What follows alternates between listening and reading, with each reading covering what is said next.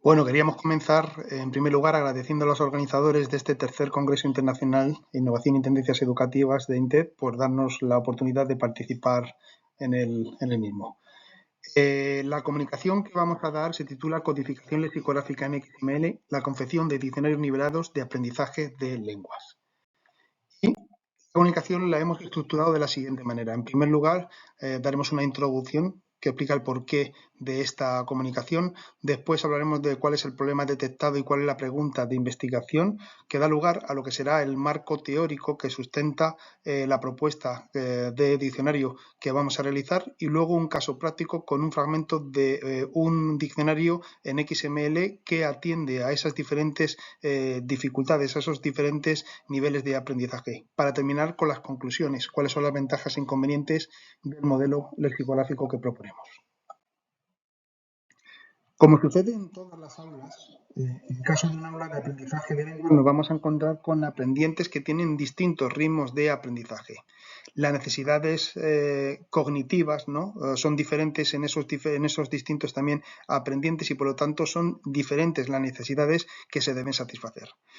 Como instrumentos de apoyo en ese aprendizaje de lengua se han creado dos tipos de diccionarios. Los diccionarios escolares, que son aquellos que se utilizan como instrumento, como herramienta de apoyo para el aprendizaje de la lengua, vamos a decir, materna, ¿no? De la lengua natal, o los diccionarios de aprendizaje, ¿no? Por traducción del inglés, que son los diccionarios utilizados para aprender o para fortalecer, para de alguna manera facilitar el aprendizaje de una lengua que no es la lengua materna, la lengua nativa.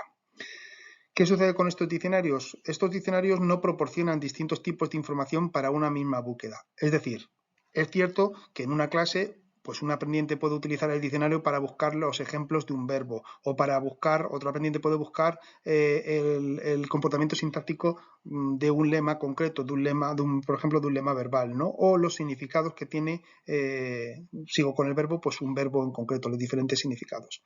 Pero lo que no nos ofrece es una nivelación de esa información.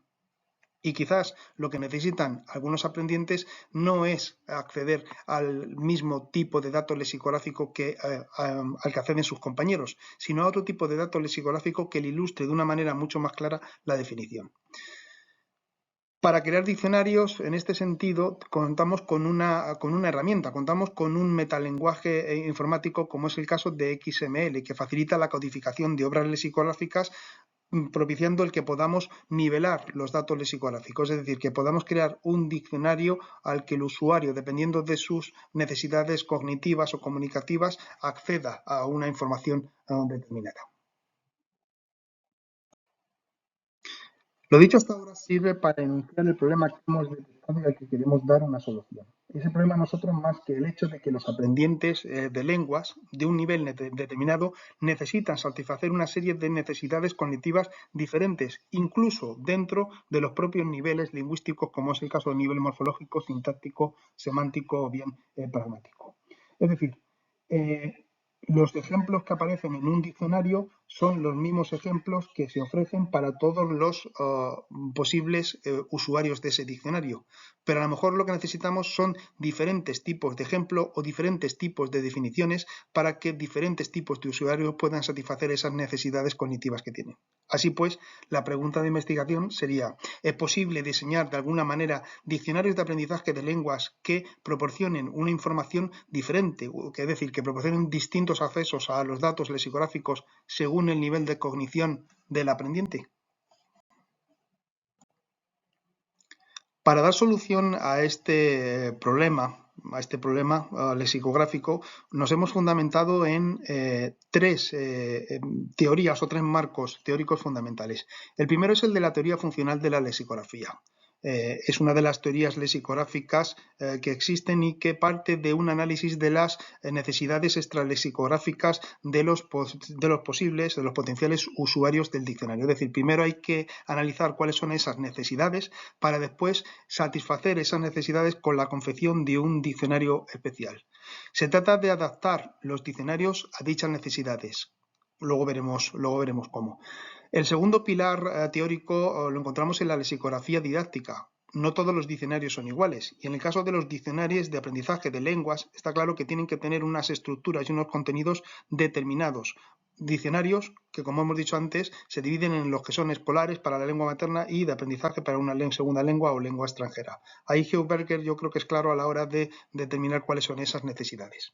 Y el tercer pilar estaría, o lo encontraríamos en ese lenguaje, ¿no? En los principios del lenguaje, de ese metalenguaje de marcas como es XML. Es un metalenguaje abierto, jerarquizado, anidado, que lo que nos permite es un uso libre de etiquetas, que por lo tanto podemos adaptar a las necesidades cognitivas o comunicativas de los usuarios o potenciales usuarios de ese diccionario, y que además es universal. Es decir, nos sirve para que una vez hayamos creado ese diccionario con la correspondiente DTD podamos transferir los datos, podamos hacer uso de esos datos en diferentes sistemas, en diferentes dispositivos que soportan ese marcado universal. El caso práctico es el del diccionario que hemos desarrollado y que estamos, de hecho, desarrollando, ¿no? Para un diccionario, en este caso, de latín, aunque el ejemplo es extrapolable a otras lenguas, lo que se ha hecho es un análisis de las necesidades cognitivas, en este caso de alumnos de cuarto de la ESO. Dentro de esas necesidades cognitivas, pues hemos encontrado un déficit en lo que se refiere, por ejemplo, a la explicación del lema en cuanto a la definición o a los ejemplos. ¿En qué nos hemos basado? Es decir, ¿qué tipo de herramientas hemos utilizado para esas necesidades cognitivas? Encuestas, los informes del profesorado, los tutores, etcétera. En cuanto al tipo de diccionario, pues hemos tenido en cuenta una serie de rasgos que tienen que estar presentes. La fonética, bueno, dependiendo del diccionario puede ser más o menos importante. En un caso de latín no es tan importante como si otros rasgos, como por ejemplo la morfología, la definición o los ejemplos, como luego veremos.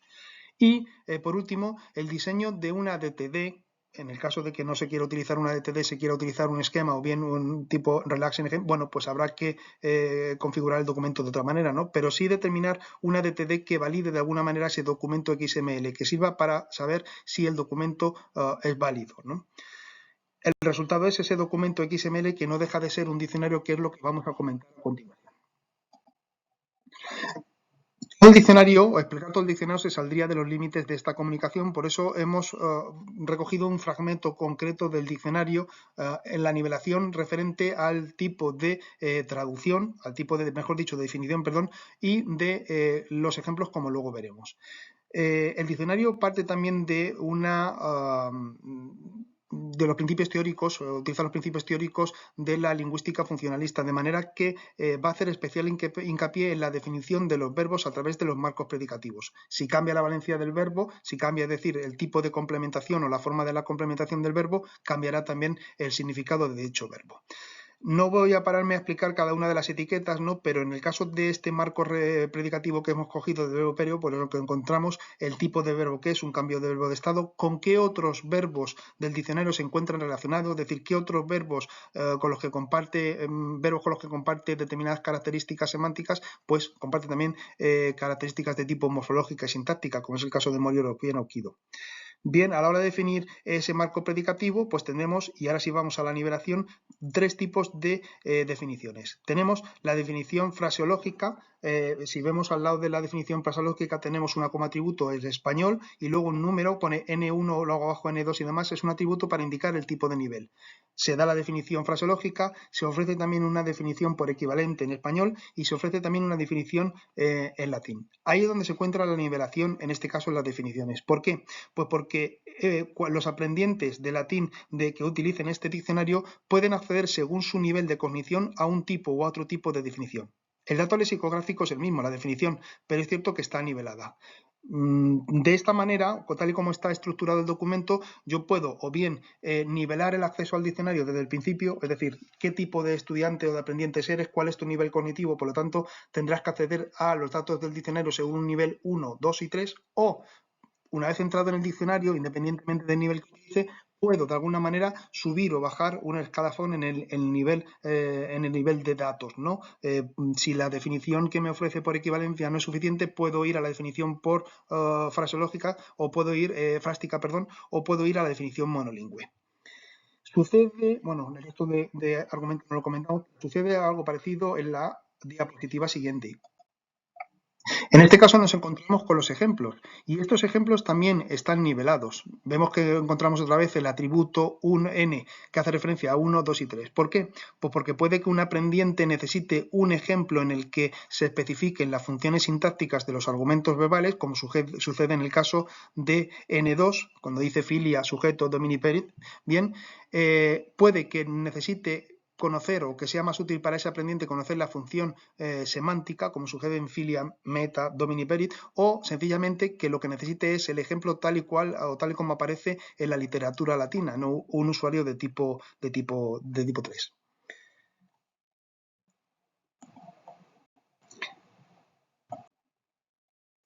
Con este ejemplo que hemos visto, observamos cuáles son las ventajas y veremos también ahora, hablaremos de los inconvenientes de este tipo de estructuración o de este modelo, mejor dicho, lexicográfico.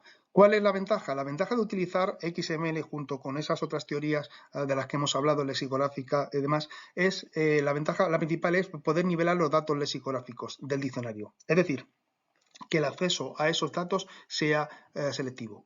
Esto supone algo importante y es un aprendizaje inclusivo. El diccionario deja de ser un elemento útil para unos y menos útil para otros. El diccionario es un elemento útil, un instrumento útil para todos los aprendientes de esa clase, de ese aula, de ese entorno educativo concreto. ¿Por qué? Pues porque se le da la facilidad o la oportunidad de acceder de diferente manera a esos mismos datos lexicográficos. Por otro lado, se van a cubrir todas las necesidades con un mismo diccionario. Ya he dicho antes que es cierto que existen diccionarios nivelados, pero en cuanto al nivel de enseñanza, la primaria, secundaria, de aprendizaje de inglés para aprendices noveles, expertos, etc. En este caso hablamos de un único diccionario que se puede utilizar en un aula con necesidades cognitivas o comunicativas diferentes. Se evita la sobrecarga de datos. No es necesario dar demasiada información sobre los lemas en concretos. No es necesario acceder a todos los tipos de definiciones. Mi nivel de cognición es el que va a determinar a qué tipo de datos voy a acceder, lo que no quita que pueda siquiera acceder a otros tipos o a otros datos, ¿no? Y luego los datos del diccionario son actualizables. El marcado en XML permite que yo vaya actualizando esos datos e incluso que llegado un momento pueda llegar a enriquecer ese diccionario con nuevas etiquetas. Por eso se dice también que es reestructurable. ¿Cuál es el inconveniente? Bueno, pues el principal problema es el acceso a esos datos. Es decir, no vale única y exclusivamente con tener el diccionario en XML, sino que tendríamos que tener, por ejemplo, una app de acceso a los datos o bien tendríamos que tener una página de HTML para poder acceder al diccionario, ¿no? Además de tener un servidor en el que podamos alotar esos datos. Pero bueno, al fin y al cabo esto no dejan de ser cuestiones económicas que, dado que muchas veces nos encontramos o estamos trabajando con proyectos lexicográficos, se podrían cubrir de esa manera. También es cierto que existen otro tipo de herramientas que facilitan el poder trabajar con este lenguaje XML, el poder adaptar el diccionario a ese lenguaje XML, como pueden ser, por ejemplo, los DWS, etc. Pues con esto concluimos nuestra comunicación. Muchas gracias.